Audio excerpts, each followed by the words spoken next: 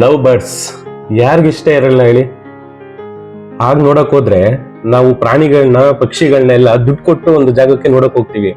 So ಈ ಪಕ್ಷಿಗಳು ನಮ್ಮನೇಲೆ ಇದ್ದಾಗ ನಮ್ಗೆ ಎಷ್ಟು ಪಾಸಿಟಿವ್ನೆಸ್ ತರುತ್ತೆ ಅಲ್ಲ ಮನ್ಸಿಗೆ ಎಷ್ಟು ಸಂತೋಷ ಆಗುತ್ತೆ. ಬೆಳಿಗ್ಗೆ ಎದ್ದು ಸಂಜೆ ತನಕ ಇವ್ರ ಜೊತೆ ಇದ್ರೆ ಅಥವಾ ಕೆಲಸ ಮುಗಿಸ್ಕೊಂಡ್ ಬಂದು ಇವ್ರ ಜೊತೆ ಸ್ವಲ್ಪ ಟೈಮ್ ಸ್ಪೆಂಡ್ ಮಾಡಿದ್ರೆ ಇವ್ ಮಾಡೋ ಚೇಷ್ಟೆ, ಆ ಸೌಂಡು ಎಲ್ಲ ಪಾಸಿಟಿವ್ ಆಗಿ ತಗೊಂಡ್ರೆ ಪಾಸಿಟಿವ್ ಆಗಿರುತ್ತೆ.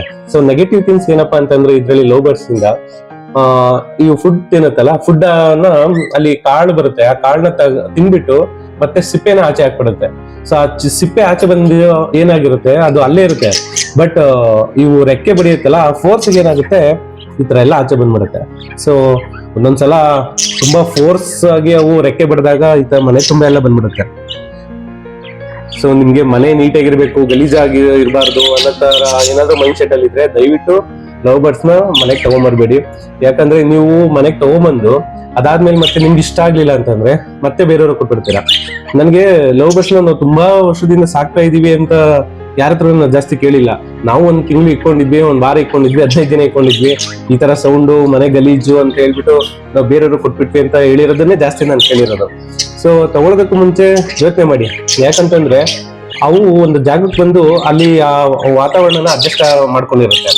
ಸೊ ಅವಾಗ ಏನಾಗುತ್ತೆ, ಅವು ಮತ್ತೆ ಬೇರೆ ಕಡೆ ಹೋಗ್ಬೇಕು ಅಂತಂದಾಗ ಅಲ್ಲಿ ಹೋದಾಗ ಅವಕ್ಕೆ ಅಡ್ಜಸ್ಟ್ ಆಗೋದು ತುಂಬಾ ಕಷ್ಟ ಆಗುತ್ತೆ.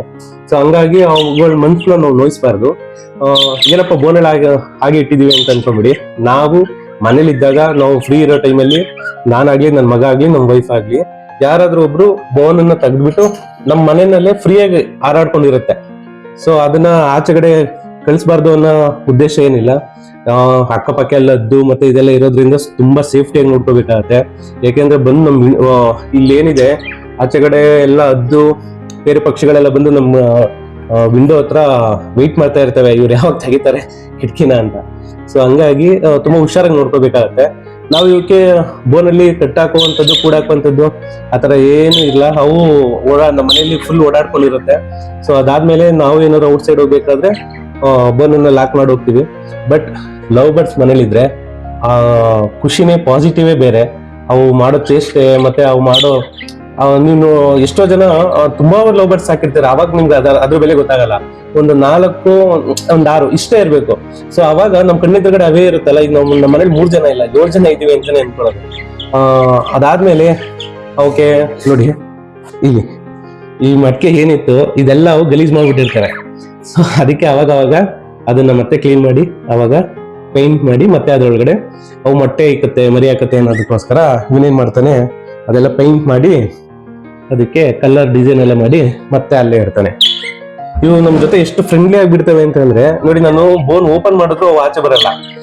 ನಮ್ಗೆ ಭಯ ಪಟ್ಟು ಅಂತಲ್ಲ, ಅವಕ್ಕೆ ಇಂಟ್ರೆಸ್ಟ್ ಇರಲ್ಲ. ಅಂದ್ರೆ ಚಳಿ ಇದ್ದಾಗ ಅವು ತುಂಬಾ ಸೂಕ್ಷ್ಮವಾದ ಜೀವಿ, ಇದು ಚಳಿ ಇದ್ದಾಗ ಆಚೆನೆ ಬರಲ್ಲ. ಬೆಚ್ಚಗಿರ ಈ ಕಾಟನ್ ಎಲ್ಲ ಹಿಂಗೆಲ್ಲ ಫುಲ್ ಕವರ್ ಮಾಡಿ ಅವಕ್ಕೆ ಬೆಚ್ಚಗೆ ಇದ್ ಮಾಡಿರ್ತೀವಿ.